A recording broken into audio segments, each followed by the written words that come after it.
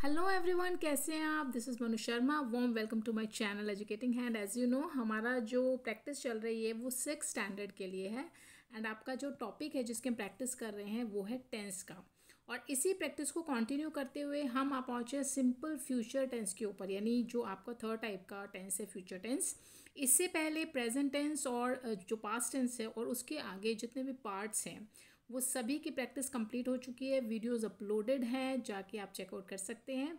And चलिए time को waste नहीं करते हैं, तो आज समझते हैं कि सिंपल फ्यूचर टेंस होता क्या है। वैसे तो व्यूअर्स स्टूडेंट्स, जितनी भी मेरी इंट्रोडक्शन की वीडियोस हैं जो डिटेल में टेंस के ऊपर बेस्ड हैं वो भी अपलोडेड हैं, और अलग से एक प्लेलिस्ट है जो सिर्फ इंट्रोडक्शन के लिए ही है, वो आप जाके चेकआउट कीजिए। वहाँ से आपको पूरा इंट्रोडक्शन जो है डिटेल में मिल जाएगा। यहाँ पे हम थोड़ा सा ब्रीफ इंट्रोडक्शन को समझेंगे।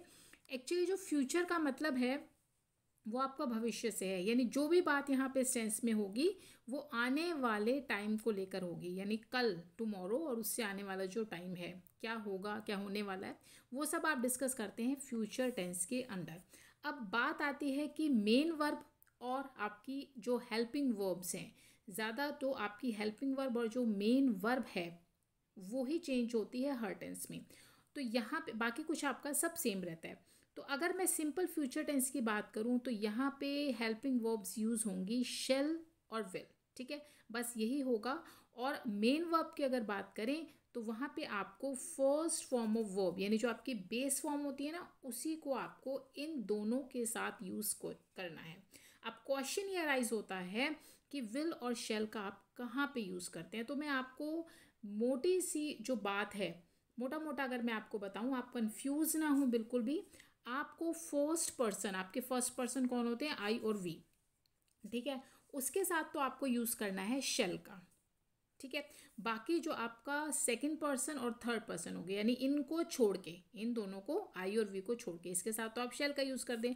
बाकी के जो आपके जितने भी पर्सन्स बचे, सेकंड एंड थर्ड, इसमें ही, शी, इट आ गया आपका, ठीक है, यू आ गया, दे आ गया, और कोई सिंगल पर्सन का नेम है, ठीक है, कोई ऐसी ऑब्जेक्ट है, तो उन सब के साथ आप यूज़ करेंगे विल का, ठीक है। हो गया, ये क्लियर हो गया। अब इसके अलावा अगर नेगेटिव सेंटेंसेस हैं तो बस आपको नॉट लगाना है, विल को विल नॉट कर देना, शेल को शेल नॉट कर देना। इंटरोगेटिव भी आपको पता है, अगर आप इंटरोगेटिव सेंटेंसेस करते हैं तो ये जो आपके दोनों हेल्पिंग वर्ब है ये आप सब्जेक्ट से पहले रखते हैं। बाकी जो मेन वर्ब है, जो रूट, जो आपकी बेस फॉर्म है, वो आपको फर्स्ट ही रखनी है। अब अगर मैं और थोड़ा सा आपको बताऊं कि आपका जो विल एंड जो विल नॉट है, जिसको आप वॉन्ट भी लिखते हैं शॉर्ट फॉर्म में, वो आप स्टूडेंट्स क्या करना, जो सिंपल जब आप सेंटेंस को पढ़ोगे ना, तो जो आपके फ्यूचर के एक्शंस है, यानी सिंपल जो आपने वो काम फ्यूचर में करने हैं, ठीक है, तब आप इन दोनों का यूज़ कर लेना। अगर नेगेटिव है तो वॉन्ट आ जाएगा, अगर आपका सिंपल अफर्मेटिव है तो आप विल का यूज़ करेंगे। इसके अलावा अगर आप सेंटेंस को पढ़ें, आपको लग रहा है कि आपने कुछ ऐसी प्रिडिक्शन करी है, प्रिडिक्शन मतलब भविष्य में लेके, भाई ऐसा हो सकता है, ऐसा होगा, ऐसा करोगे तो ऐसा होगा, या ऐसा होगा। प्रिडिक्शन यानी आपके सेंस सेंटेंस को पढ़ के एक प्रिडिक्शन वाली आ रही है, तो भी आप इन दोनों का यूज़ करेंगे। इसके अलावा अगर आप कोई प्रॉमिस, देखिए मैं आपको जो है ना, वैसे तो बहुत सारे स्टूडेंट्स, बहुत सारे रूल्स हैं कि ऐसे करो, ये होगा सेंटेंस में तो आपको विल का यूज़ करना है, ऐसा होगा तो शेल का यूज़ करना है। लेकिन जो मेनली, या ये कहूँ कि कॉमनली यूज्ड होते हैं, वो आप इनको याद रखें, क्योंकि यही आपके बार बार, बस यही 2-4 चीज़ें होती हैं जो आपके सेंटेंसेस में रिपीट होती हैं, ठीक है। तो बस आपको इनको याद रख लीजिए आप, कि फ्यूचर एक्शंस जिसमें सिंपल आपने फ्यूचर में काम करना है तो आप इनका यूज़ करेंगे। कोई प्रेडिक्शन आपने करी है, कुछ भी आप अनुमान लगा रहे हैं कि भाई फ्यूचर में ऐसा होगा, कल ऐसा होगा, कल ऐसा वैसा होगा, तो आप इनका यूज़ करेंगे दोनों का, ठीक है। अगर आप प्रॉमिस करें यानी फ्यूचर के लिए, भाई देखो प्रॉमिस कर रहा हूँ, अगर फर्स्ट आए ना क्लास में तो तुम्हें चॉकलेट दूंगा, है ना, तो इस तरह के प्रॉमिसेस या कुछ और प्रॉमिसेस आगे जब प्रैक्टिस करेंगे तो आपके पास एग्जांपल्स आएंगे, तो आपको बहुत अच्छे से क्लियर होगा। तब तो आप यूज़ करना विल का एंड वॉन्ट का। अब अगर मैं आपको शेल और शेल नॉट की अगर बात कर दूँ, जिसे आप शैंड भी बोल देते हैं, ठीक है, शेल नॉट, तो वहाँ आप देखिए मोटा मोटा अगर मैं आपको बताऊँ, सजेशन, अब आप किसी को फ्यूचर में ना सजेशन दे रहे हैं, कोई सुझाव दे रहे हैं, ठीक है, और ऑफर है, ठीक है, ऑफ़र किया आपने, कुछ भी ऑफ़र किया, या कोई ऐसी स्टेटमेंट जिसमें आपका मॉरल कुछ भी जो है आपका दिखाई दे रहा है, कि यानी मॉरल आपने इंस्ट्रक्शन है, समझिए उसको, कि आपको ना ऐसा करना ही चाहिए। जिसे बोलते ना कि आपको झूठ नहीं बोलना चाहिए, आपको पेरेंट्स का कहना मानना चाहिए ना, उनको ओबे करना चाहिए। तो इस तरह के कुछ मॉरल इंस्ट्रक्शंस दे रहे हैं आप, ठीक है। ये रिपीट होते हैं, ये मैं आपको इसीलिए बता रही हूँ कि यही कुछ ऐसी चीज़ें हैं जो बार बार फ्यूचर टेंसेस में रिपीट होती हैं उनके सेंटेंसेस में। क्या? सजेशंस, ऑफर्स या कोई मॉरल इंस्ट्रक्शंस है, ठीक है। तो ये आपने याद रखना है। अगर ऐसा है तो आप क्या यूज़ करेंगे? शेल, अफर्मेटिव सिंपल सेंटेंसेस के लिए, एंड शेल नॉट आप यूज़ करेंगे अगर वो आपका सेंटेंस नेगेटिव है तो, ठीक है। तो ये तो था एक ब्रीफ सा इंट्रोडक्शन, या एक ब्रीफ सा आपको मैं कहूँ कि क्या करना है और क्या नहीं करना है, ब्रीफली मैंने आपको बता दिया। अब जल्दी से आते हैं आपकी एक्सरसाइज नंबर ए के ऊपर, ठीक है। ये वाली जो एक्सरसाइज है, आप जैसा कि देख पा रहे हैं, क्लासरूम असाइनमेंट नंबर 59 से है। बुक मैंने आपको बता दी कॉम्पैक्टा है, BBC कॉम्पैक्टा, एंड इसमें मॉड्यूल्स अलग अलग होते हैं ना, तो मॉड्यूल का नंबर है आपका 5। अगर आपके पास ये बुक है तो फटाफट निकालिए और जल्दी से मेरे साथ प्रैक्टिस के लिए स्टार्ट हो जाइए। अब यहाँ पे एक्सरसाइज नंबर करेंगे A, filling the blanks with will and won't, shall and shan't, ठीक है। शेल नॉट इसको मैं बोलूँगी। तो यहाँ पे आपको ये चारों ही ऑप्शंस हैं, तो अगर नेगेटिव है तो ये फिल कर देना, दोनों सिंपल है, तो आपको विल और शेल का यूज़ करना है। बट अब ये देखना है कि कहाँ पे आपको क्या फिल करना है। तो अभी मैंने आपको थोड़ा सा बताया है, उसके बेसिस पे हम इस एक्सरसाइज को सॉल्व करेंगे। Sentence number 1, it dash soon be dark, ठीक है। अब यहाँ ये बोल रहा है कि ध्यान से सुनिए आप, यहाँ पे ये कह रहा है कि जल्दी ही अंधेरा हो जाएगा। देखो मैंने आपको बोला था कि आपको फर्स्ट पर्सन जो आपका है आई एंड वी, उसके साथ आप शेल का यूज़ करें, ठीक है। तो बाकी के साथ आपको क्या करना है? विल। तो भाई देखो मैंने यहाँ पे कर दिया, इट है, मैंने सब्जेक्ट को देखा और मैंने विल को फिल कर दिया, ठीक है। अब यहाँ पे आप देखो, it will soon be dark, जल्दी ही अंधेरा हो जाएगा। तो ये यहाँ पे एक सिंपल आप एक ने प्रिडिक्शन लगाई, आपने एक अनुमान लगा लिया कि भाई हाँ अब अंधेरा होने वाला है, क्योंकि सनसेट हो रहा है या फिर कुछ मौसम ऐसा बना हुआ है वेदर कि लग रहा है कि जल्दी अंधेरा हो जाएगा, ठीक है। तो आपने एक प्रिडिक्शन, एक अनुमान लगा लिया, पूरा अनुमान, तो आपका विल इसको भी सूट करा है, ठीक है।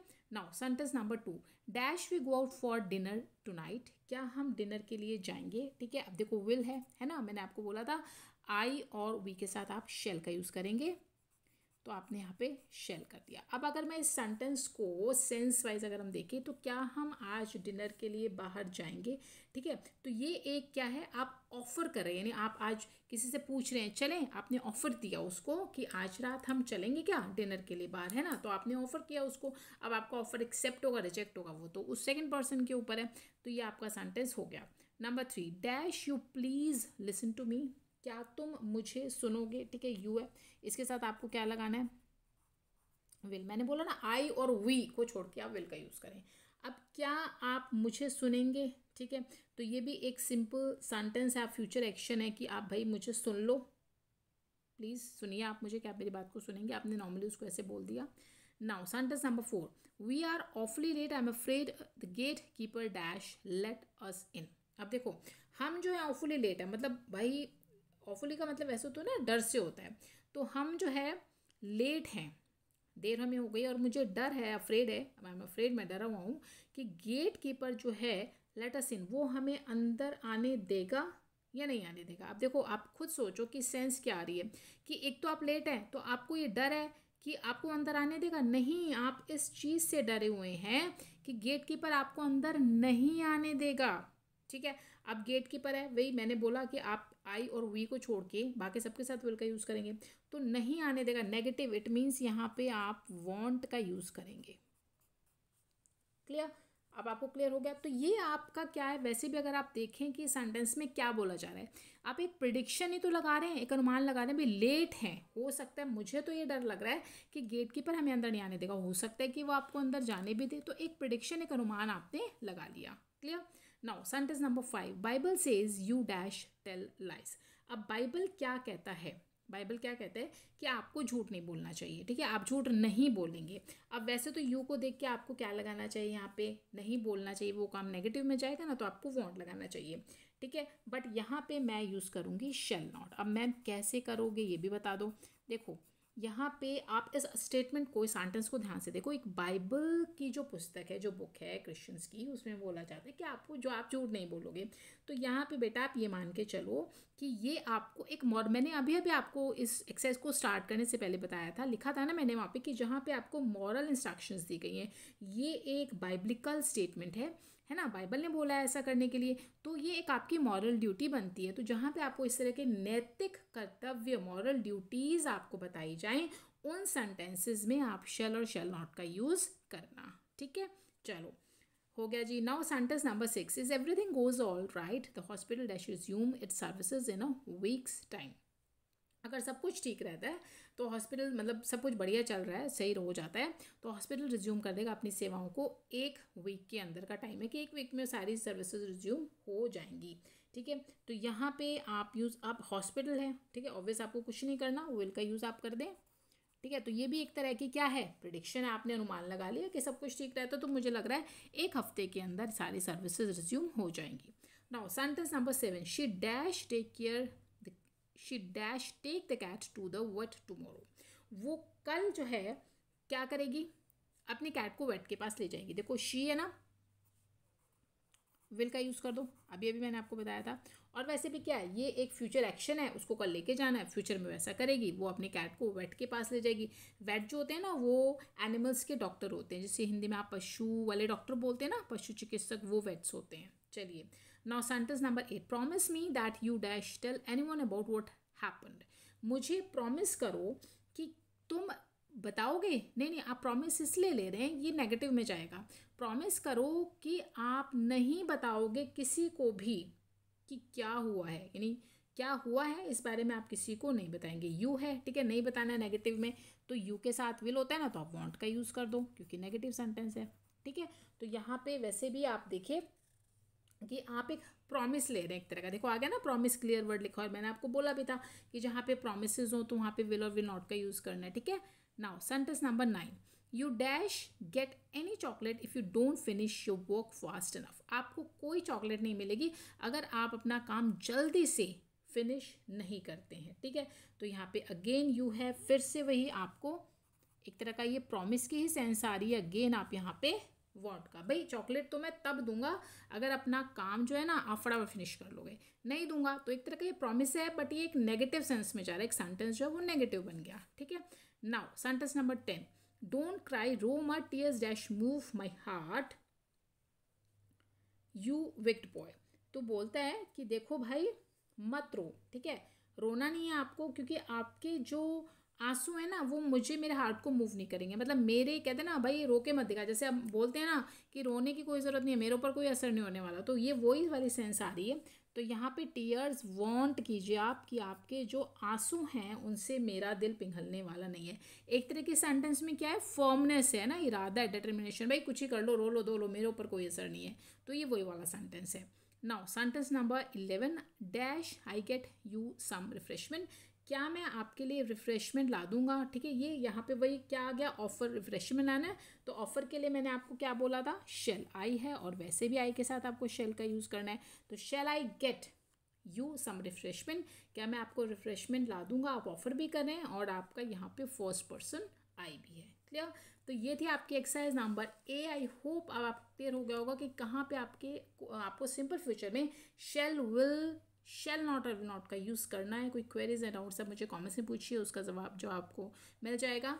एंड वीडियो यूज़फुल है, लाइक शेयर कर दो, सब्सक्राइब कर लो एजुकेटिंग हैंड को, ताकि अब जो आगे टेंसेस की प्रैक्टिस होने वाली है वो सब आपको टाइम से उसके नोटिफिकेशन मिलते रहें।